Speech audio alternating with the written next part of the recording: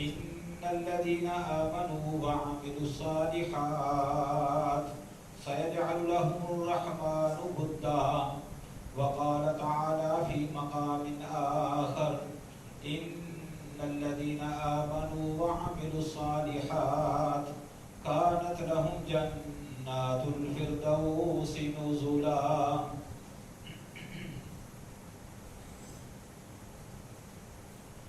ہر قسم کی حمد و ثنا اللہ وحدہ لا شریک رب ارض و سما کے لیے ہے. لا تعداد بے شمار درود و سلام جناب محمد رسول اللہ صلی اللہ علیہ وسلم کی ذات اقدس پر، جن کو اللہ تعالیٰ نے مبعوث فرما کر ہماری رشد و ہدایت کا بندوبست فرمایا. قابل صد احترام بھائیوں، بزرگوں، دوستوں،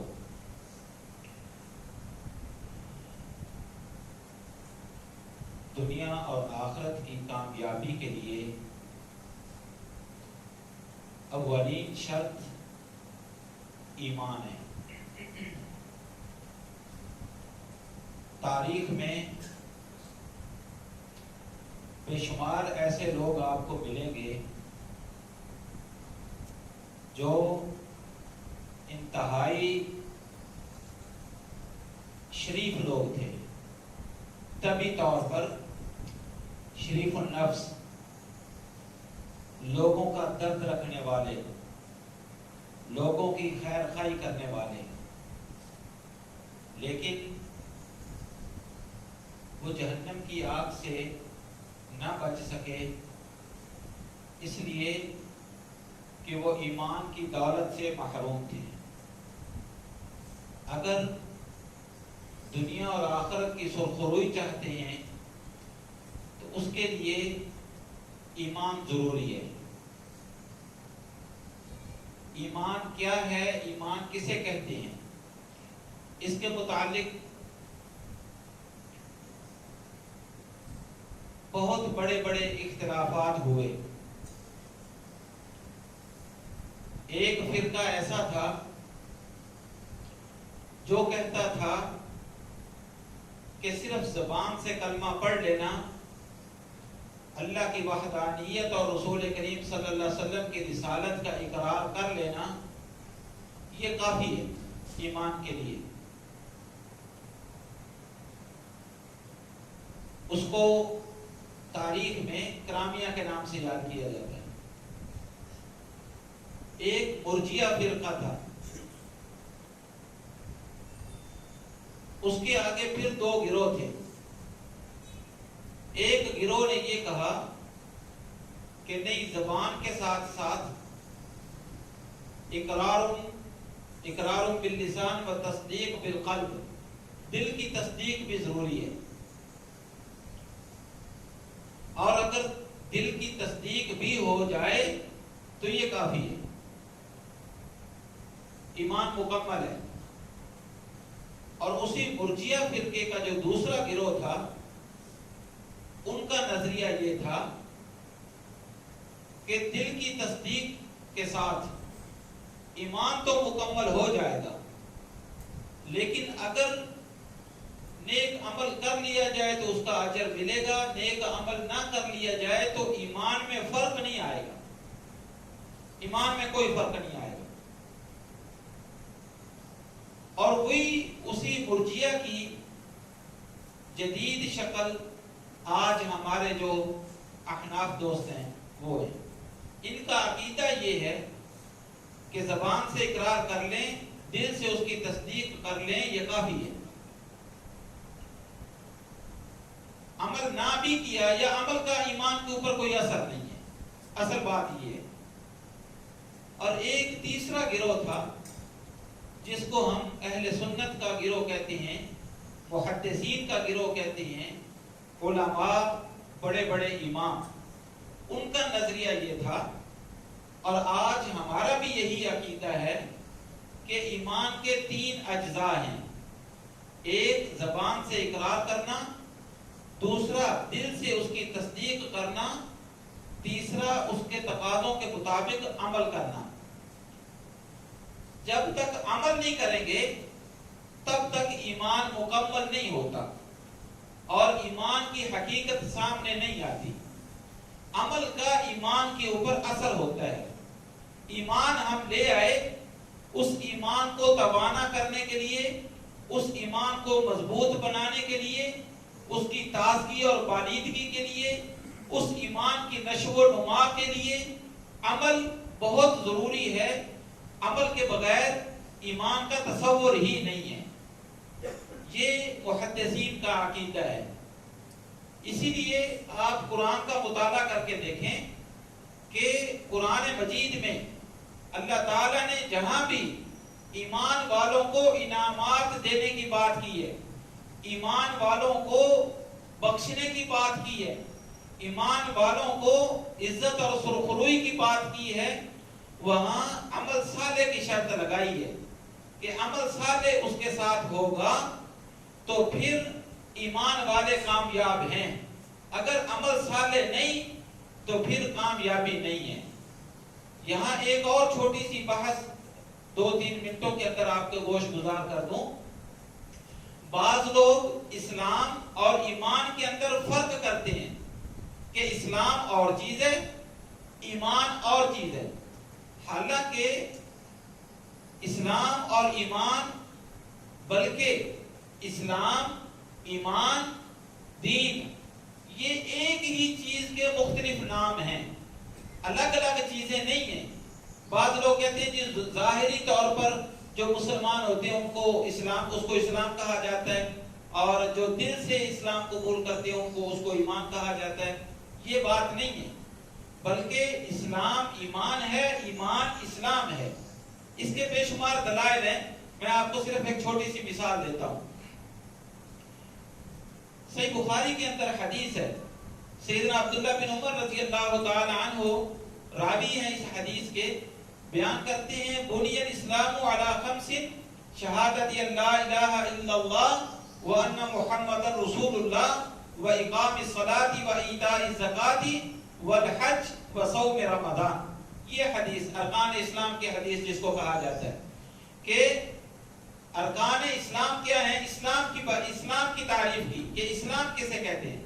اسی طرح حدیث جبریل میں وہ جبریل علیہ السلام جب نبی صلی اللہ علیہ وسلم کے پاس انسانی شکل میں آئے تو انہوں نے آ کر سوال کیا من اسلام، اسلام کسے کہتے ہیں؟ تو آپ علیہ السلام نے یہی 5 چیزیں اس کے سامنے بیان کر دی اور فرمایا یہ اسلام ہے. تو یہ اسلام کی تعریف ہو گئی. اب دیکھیے کہ یہی چیزیں جن کو نبی صلی اللہ علیہ وسلم نے اسلام کہا ہے، بعین ہی انہی چیزوں کو نبی صلی اللہ علیہ وسلم نے ایمان بھی کہا ہے کہ ایمان بھی یہی ہے. وہ حدیث بھی صحیح بخاری کے اندر موجود ہے.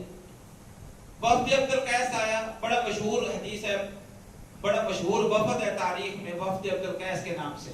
بحرین سے چند لوگوں کے ایک وفد آیا نبی صلی اللہ علیہ وسلم کے پاس، اسلام قبول کیا، چند دن ٹھہرے رہے، پھر انہوں نے اپنا عذر پیش کیا، اللہ کے رسول ہم واپس جانا چاہتے ہیں، آپ ہمیں موٹی موٹی چند چیزیں سکھا دیں، ہم اپنے پچھلے قبیلے والوں کو وہ جا کے سکھائیں گے اور اس کے اوپر عمل کریں گے.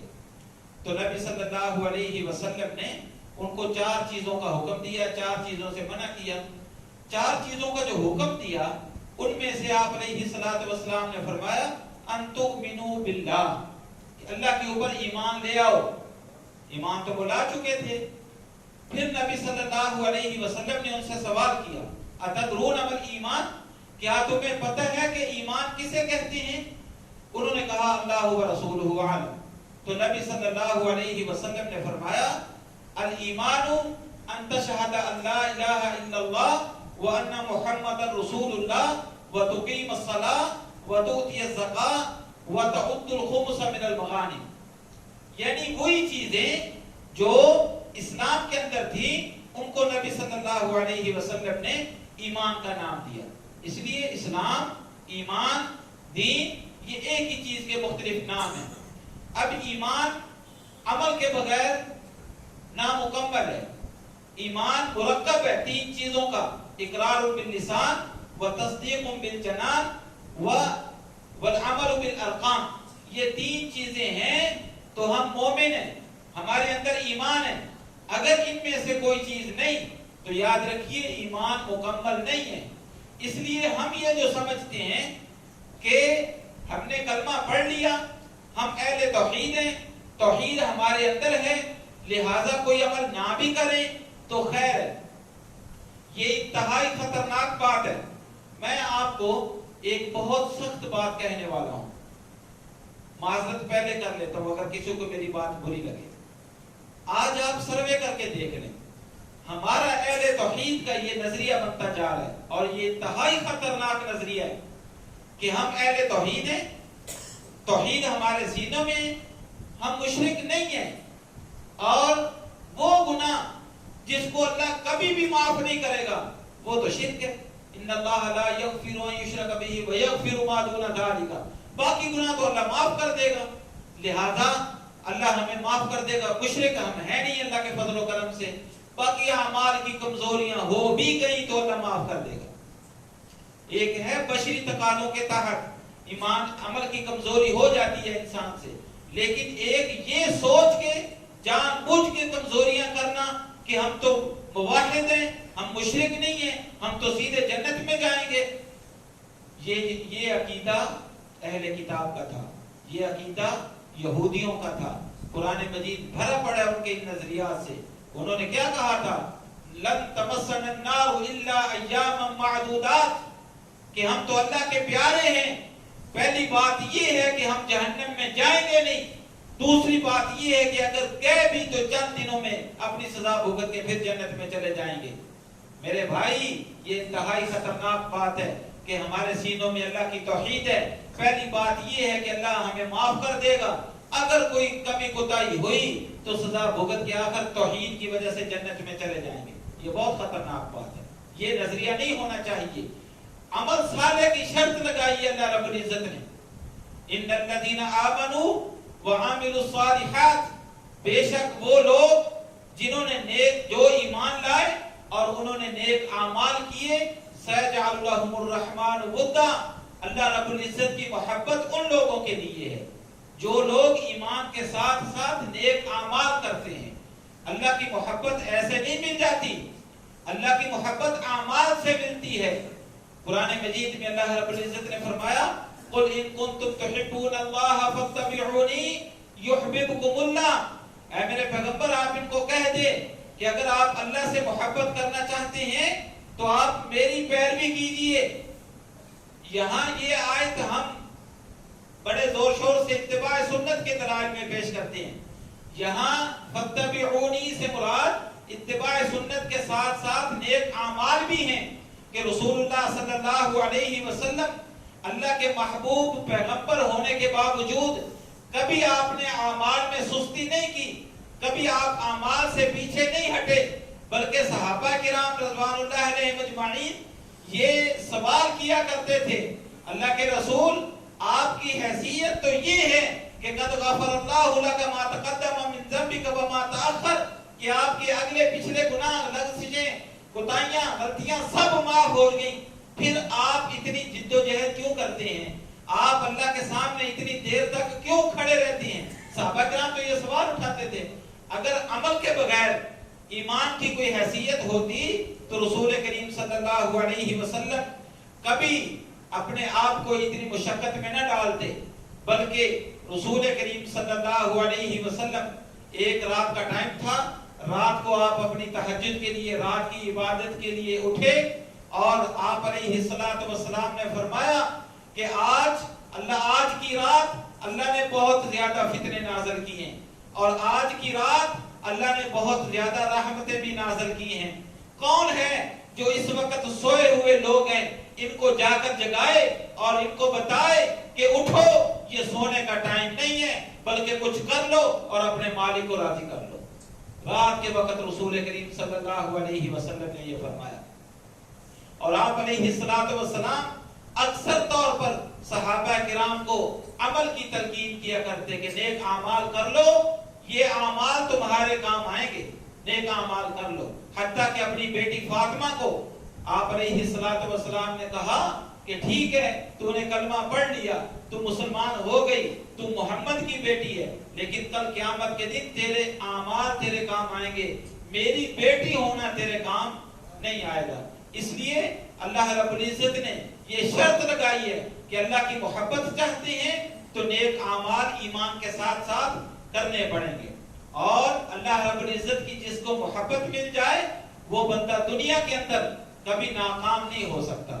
رسول کریم صلی اللہ علیہ وسلم کی حدیث ہے کہ ایک شخص ایسا ہے جس کے ساتھ اللہ محبت کرنا شروع کر دیتا ہے، جس کے ساتھ اللہ کو محبت ہو جائے، پھر اللہ جبریل کو بلاتا ہے اور جبریل کو اللہ تعالیٰ حکم دیتا ہے کہ اس آدمی کے ساتھ میں محبت کرتا ہوں، جبریل تیری ذمہ داری ہے کہ تو بھی اس کے ساتھ محبت کر، پھر یہ بھی تیری ذمہ داری ہے کہ تو سارے فرشتوں کو حکم دے دے کہ سارے کے سارے فرشتے اس آدمی کے ساتھ محبت کریں، پھر اللہ تعالیٰ دنیا والوں کے دل میں اس کی محبت کو ڈال دیتا ہے۔ نبی کریم صلی اللہ علیہ وسلم کی مختلف حدیثیں پڑھنے اور ان کو جمع کر کے ایک نتیجہ اخذ کی ہے، اور وہ نتیجہ یہ ہے کہ پوری کائنات کا نظام اللہ کے فرشتے چلا رہے ہیں، اور یہ دین فطرت جس طرح دنیا کے اندر کسی علاقے کا کوئی حاکم وہ خود نظام نہیں چلاتا بلکہ وہ اپنے کرسی پر بیٹھے اپنے کارندوں کے ذمے اس نے مختلف کام لگائے ہوئے ہیں کہ تیری یہ ذمہ داری، تو فلاں چیز کا وزیر ہے، تو فلاں چیز کا وزیر ہے۔ اللہ تعالیٰ نے بھی فرشتوں کی ذمہ داریاں لگائی ہیں، کوئی بارش برسانے والا، کوئی مالک الموت، کسی کے ذمے وحی ہے، کسی کے ذمے آندھی ہے، کسی کے ذمے رزق ہے، کسی کے ذمے کوئی اور چیز ہے۔ یہ ساری کائنات کا نظام اللہ کے فرشتے چلا رہے ہیں۔ ہمارے اعمال اوپر نیچے لے جانے والے اللہ کے فرشتے ہیں۔ ایک ایک آدمی کے ساتھ اللہ نے کئی فرشتے وہ مقرر کیے ہوئے ہیں، کوئی ہمارے اعمال لکھ رہا ہے، کوئی اعمال اوپر لے جا رہا ہے، کوئی ہماری حفاظت کے لیے قائم ہے، کوئی کسی کام کا، کوئی کسی کام کا۔ جس آدمی کے ساتھ اللہ کے فرشتے محبت کرنے لگ جائیں اس آدمی کی کامیابی، اس میں کسی قسم کا نہ کوئی شک ہے نہ شبہ ہے، دنیا و آخرت میں اللہ کی طرف سے عزت اور سرخروئی ہے جس کے ساتھ اللہ کے فرشتے محبت کرنے لگے، کیونکہ ساری کائنات کا نظام وہ چلا رہے ہیں۔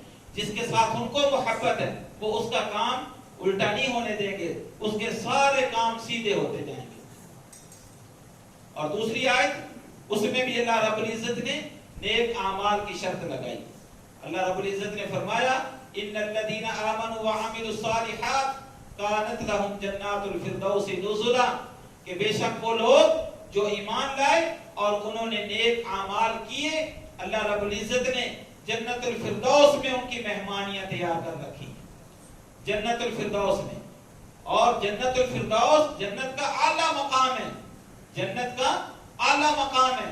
رسول اللہ صلی اللہ علیہ وسلم نے فرمایا اذا سألتم اللہ فاسألوا الفردوس، جب بھی تم اللہ تعالیٰ سے جنت مانگا کرو تو فردوس مانگا کرو، فإنها وسط الجنة وأعلاها، فردوس جنت کے عین درمیان میں سب سے اونچے درجے کی جنت ہے، وفوقها عرش الرحمن، اس کے اوپر الرحمن اللہ تعالیٰ کا عرش ہے، ومن تحتها تفجیر الانہار، اور فردوس کے نیچے سے جنت کی نہریں پھوٹتی ہیں، جنت کی نہریں نکلتی ہیں۔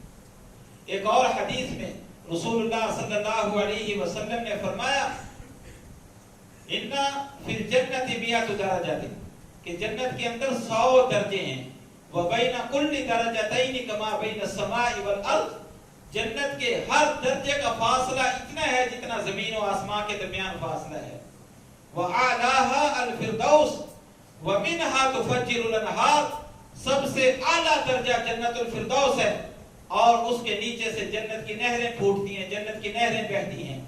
اس لیے نبی صلی اللہ علیہ وسلم نے فرمایا کہ جنت الفردوس اللہ تعالیٰ سے مانگا کرو، اور جو لوگ ایمان کے ساتھ ساتھ نیک اعمال بھی کرتے ہیں ان کو اللہ رب العزت اعمال کی بنیاد پر جنت الفردوس عطا کر دے گا۔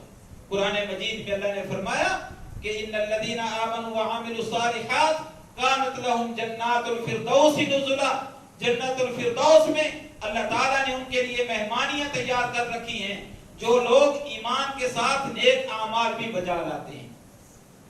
اب اگلا سوال ہمارے ہاں یہ پیدا ہوتا ہے کہ نیک اعمال کہتے کسے ہیں، نیک اعمال کیا ہے؟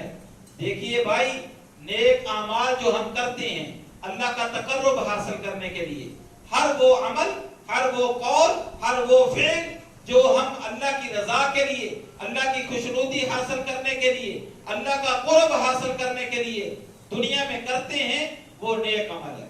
چاہے وہ صدقہ ہے، چاہے وہ خیرات ہے، چاہے وہ نماز ہے، چاہے وہ روزہ ہے، چاہے وہ عمرہ ہے، چاہے وہ حج ہے، چاہے وہ قربانی ہے.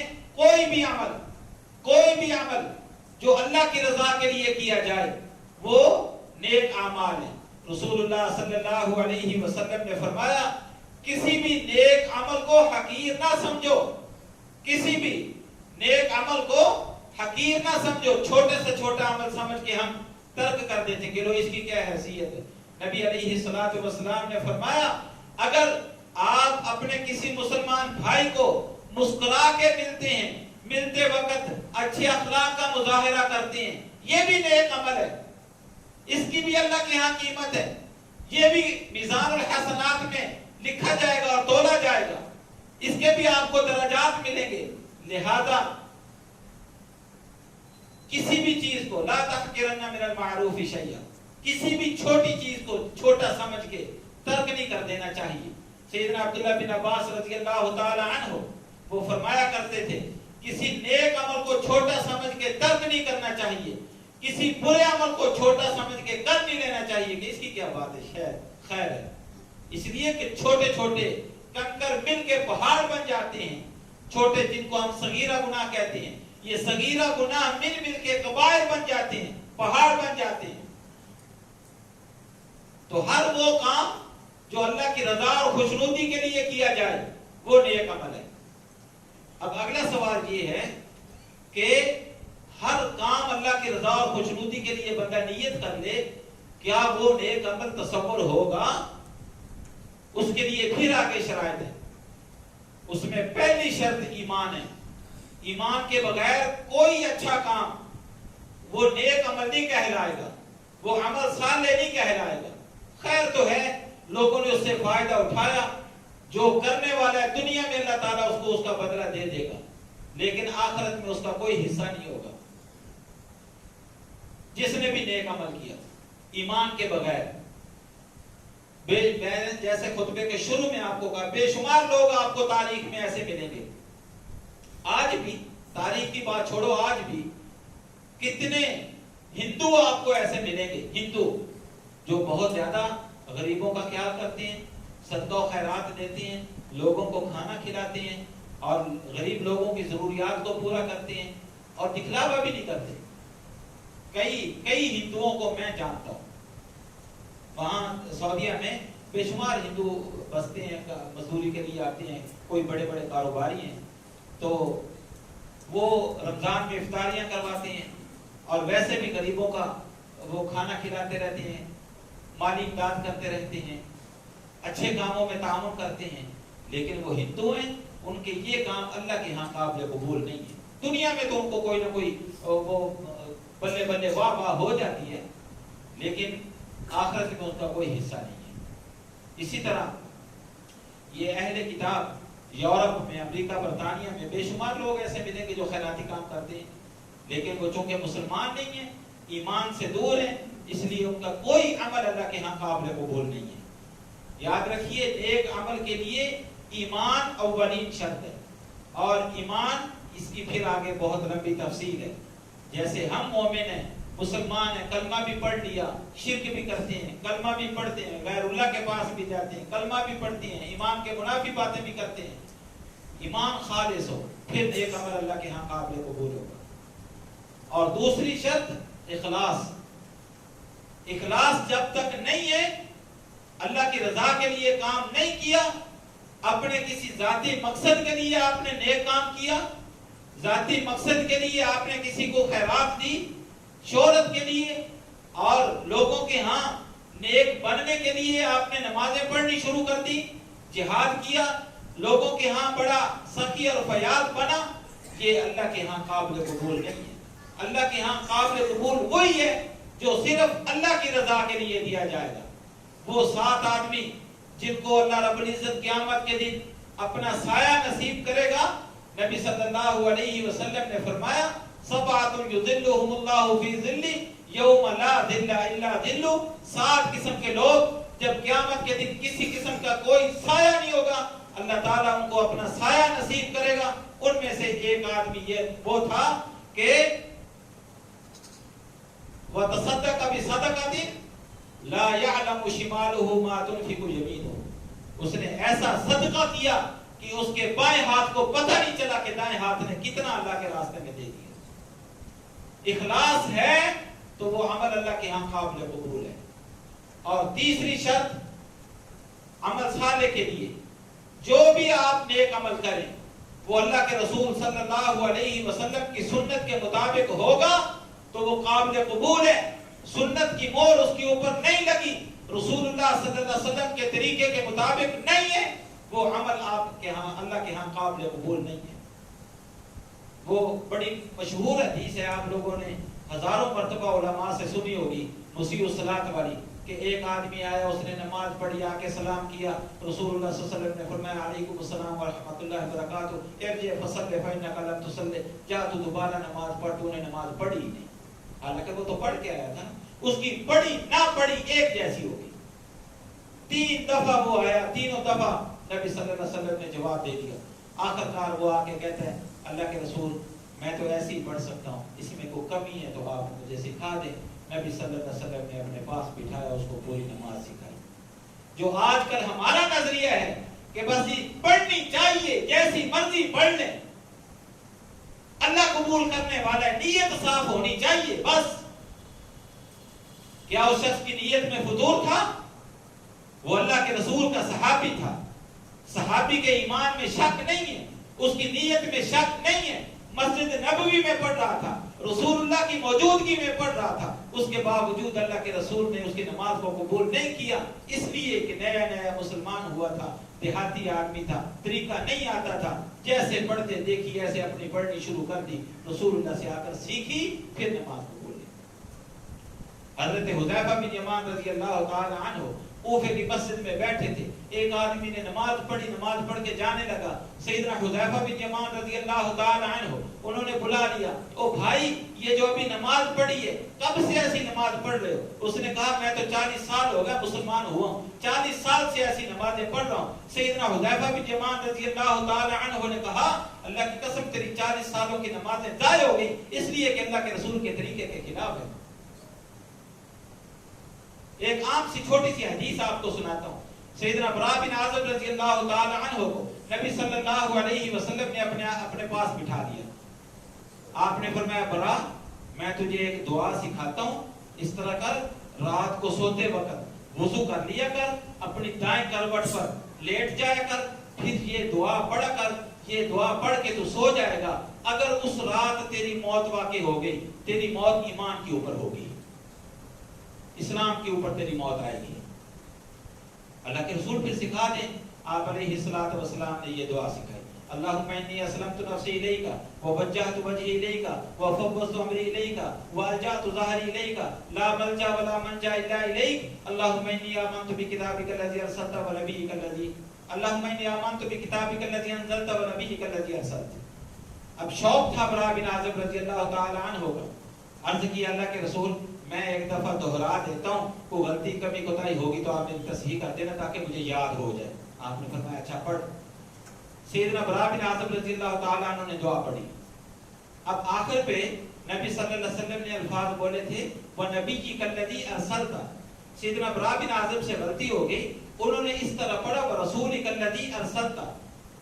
معنی یہ ہے جو نبی صلی اللہ علیہ وسلم نے فرمایا اللہ میں تیرے اس نبی پر ایمان لاتا ہوں جس کو تو نے مبعوث فرمایا, اور براء بن عازب نے کہا اللہ میں تیرے اس رسول پر ایمان لاتا ہوں جس نے تو نے مبعوث فرمایا. کفر ہے. لیکن نبی صلی اللہ علیہ وسلم نے فرمایا براء نہیں, ایسے نہیں, جو الفاظ میری زبان سے نکلے ہیں وہی ادا کرے گا تو بات بنے گی. یہ صحیح بخاری کی حدیث ہے. تو عرض کرنے کا مقصد یہ ہے کہ اگر ہم نیک اعمال کرتے ہیں تو پھر ان کو سنت کے مطابق سیکھنا چاہیے.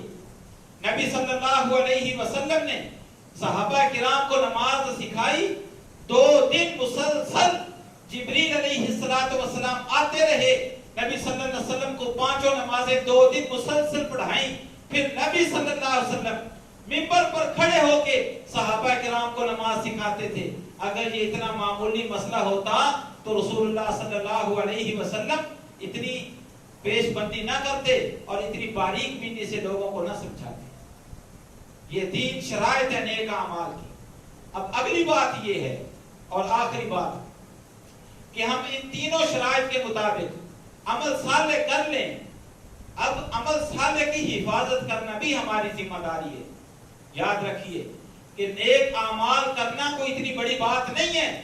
ان اعمال کی حفاظت کرنا، ان اعمال کو قابو میں رکھنا، یہ بڑی بات ہے.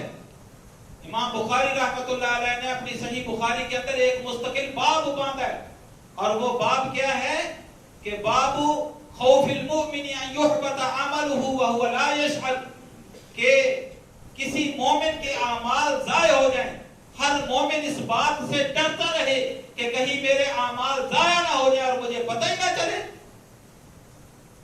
مومن وہ ہے جو نیک اعمال کر کے اللہ سے اس بات کی دعا کرے کہ اللہ میرے اعمال کی حفاظت بھی فرما، کہیں میرے اعمال ضائع نہ ہو جائیں. اور امام ابراہیم تیمی، یہ بھی صحیح بخاری کے اندر امام بخاری واقعہ لے کر آئے ہیں، وہ فرماتے ہیں کہ ما عرضت قولی علی عملی الا خشیت ان اکون مکذبا. جب بھی میں نے اپنے کسی قول کو اپنے عمل کے اوپر تولا تو مجھے یہ خطرہ لاحق ہو گیا کہ لوگ مجھے جھوٹا نہ کہہ دیں. یہ بڑے بڑے ائمہ اور پہاڑ. امام ابن ابی ملیکہ رحمۃ اللہ علیہ وہ فرماتے ہیں ادرکت 30 من اصحاب النبی صلی اللہ علیہ وسلم، میں نے نبی صلی اللہ علیہ وسلم کے 30 صحابہ کرام کی زیارت کی ہے، ان کی مجلسوں میں بیٹھا ہوں، ان سے بات چیت کی ہے، ان سے علم سیکھا ہے. کل منہم یخاف علی نفسہ النفاق، ان میں سے ہر آدمی 30 کے 30 ان میں سے ہر آدمی اس کو ہر وقت یہ خوف رہتا تھا کہیں میرے اعمال ضائع نہ ہو جائیں اور میں منافقین میں شمار نہ ہو جاؤں. اور جانتے ہیں وہ صحابہ کون تھے؟ حافظ ابن حجر رحمۃ اللہ علیہ نے چند ایک صحابہ کے نام لکھے. فرمایا سیدہ عائشہ رضی اللہ تعالی عنہ، اسماء بنت ابی بکر رضی اللہ تعالی عنہ، سیدہ ام سلمہ رضی اللہ تعالی عنہ، اور اسی طرح حضرت مسور بن مخرمہ رضی اللہ تعالی عنہ. یہ کبار پہاڑ صحابہ یہ اپنے اعمال پر ڈرتے تھے کہ ہمارے اعمال ضائع نہ ہو جائیں. تو میرے بھائی، ہم نیک اعمال کریں، سنت کے مطابق کریں، اخلاص کے ساتھ کریں، ایمان کی حالت میں کریں، اور پھر اعمال کی حفاظت بھی کریں کہ ہم سے کوئی ایسی حرکتیں سرزد ہو جائیں، کسی کے ساتھ حسد کر بیٹھے، کسی کی غیبت کر بیٹھے، کسی کو مال دے کے احسان جتلا بیٹھے، کہیں ہمارے اعمال ضائع نہ ہو جائیں. تو اللہ رب العزت سے دعا ہے اللہ ہمیں ایمان کے ساتھ ساتھ نیک اعمال کرنے کی توفیق دے. وآخر دعوانا الحمدللہ رب العالمین.